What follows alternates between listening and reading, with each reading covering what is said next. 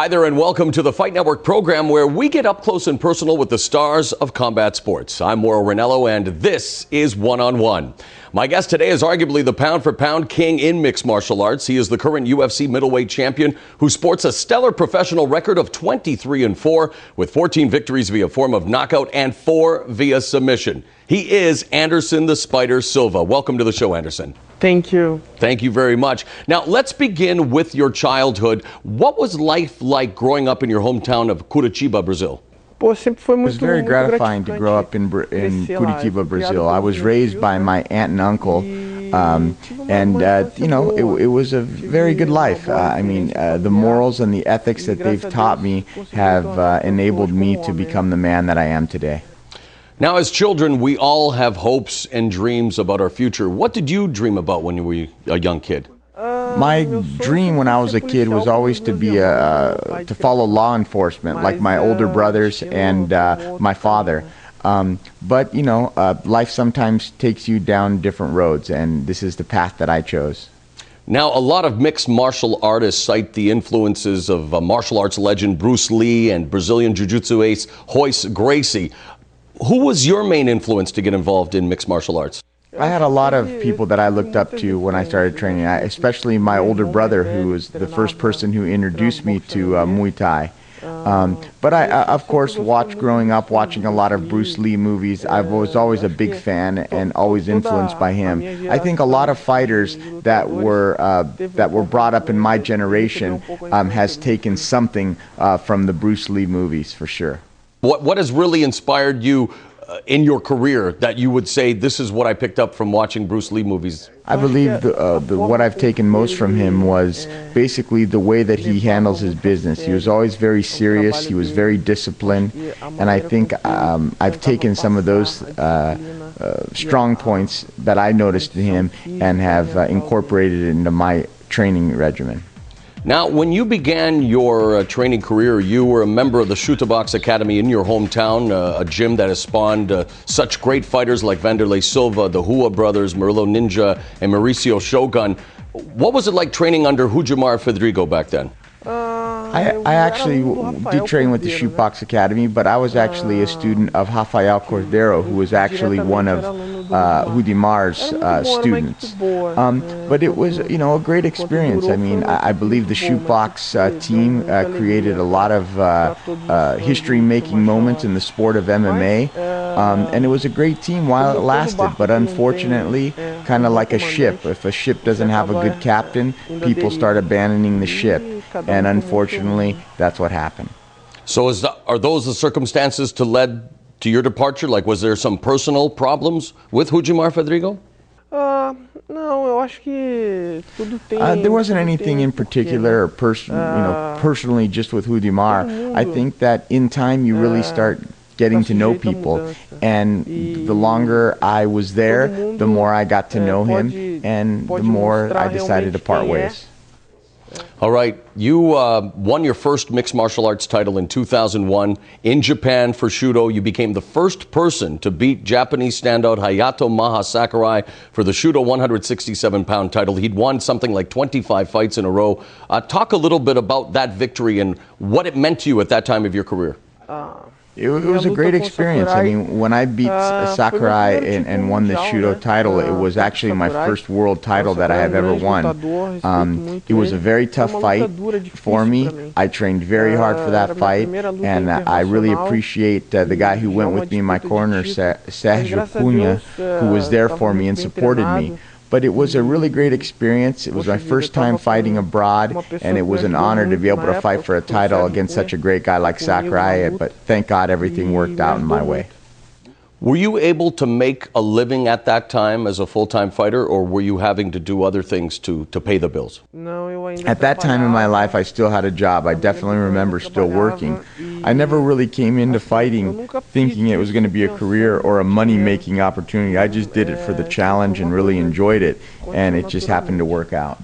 Well, obviously, the amount of notoriety that you received by beating Sakurai in Japan gave you more opportunities. You went on to fight for Pride Fighting Championships, the now defunct organization that at the time was the biggest organization in the world. And for a lot of mixed martial artists, they really feel that the apex of their career is the opportunity to fight in Japan. Maybe not so much nowadays with the UFC so popular worldwide, but what was it like for you fighting in Japan amongst the history of martial arts?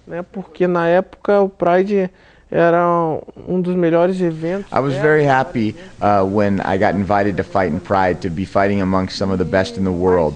It was a difficult time in my life because I took a year break because I was supposed to fight with the UFC and something happened and it didn't work out. So I stayed a year off without fighting. But, you know, it was a great experience, and you know, I was really glad that I got to experience fighting amongst the best. Can you shed some light on what happened, why you didn't fight with the UFC at the time, and why you took a year off? What were the reasons? You know, I wasn't really too involved with the negotiation process back in my career then. You know, at that point in time, I was really just really focused 100% on fighting. And, you know, I guess there was something that they negotiated for me to fight in the UFC, and I thought I was fighting in Pride, and all of that kind of, you know, it ended up being a year almost before I was until I was able to fight again. But you know, I've always been a big fan of the UFC. I love the UFC. I feel like it's my home. They've treated me very well ever since the days of Royce Gracie when he was fighting. You know, I think Royce Gracie and the Gracie family always was a great representative, not only for the Gracie and for Jiu-Jitsu, but for Brazil. They basically really opened up awareness of what mixed martial arts was to the world and what Brazil meant to the mixed martial arts world. But I'm very happy with the UFC. I love it there. I feel like it's my home. We're definitely going to touch upon your career in the UFC. When you mention the Gracies, a lot of people, obviously, they are the fathers of MMA in North America. Rorion Gracie started the UFC in 1993. Do you feel, though, the family has evolved in mixed martial arts, or are the Gracies yesterday's news? Quem conseguiu acompanhar I have a lot of respect for the Gracie family and everything that they've done for Jiu-Jitsu and everything they've done for the sport. But, you know, looking at Royce's last fight when he fought against Matt Hughes, you were able to see that, yes, his Jiu-Jitsu, you know, that's his main focus of his Jiu-Jitsu. They haven't really incorporated the whole essence of mixed martial arts, and they haven't really tried to improve in other disciplines. And it's unfortunate. I think the Gracies have, obviously in traditional Jiu-Jitsu, the Gracies, you have to take your hat off to them. They are one of the best in the world. They've done what they've done with the world of Jiu-Jitsu. But as the sport has grown, I just think that they haven't been as focused on evolving in other disciplines, such as the wrestling, such as the boxing, the Muay Thai. They've always been focused. So to wrap it all up, I think that as a traditional jiu-jitsu, I think they're very good, but I think their jiu-jitsu for MMA hasn't evolved. Before we take a quick break, I want to finish the chapter in Japan. Your final fight there, Pride Shockwave 2004 against Ryo Chonan, one of the all-time highlights, but not for you, I guess, the flying scissor heel hook. It looked like it was out of a video game. What were you thinking at the time when it happened, and then having had a chance to look at it again, what happened there? You know, when I look at that fight now, I mean, take nothing away from Ryo Chonan. He fought a tough fight. I believe that I was winning that fight. You know, I fought that fight injured, taking nothing away from him. I had a broken ankle. And, you know, I basically felt that I was winning the fight, and he pulled something out of his hat, he pulled something out of his bag of tricks that I wasn't expecting.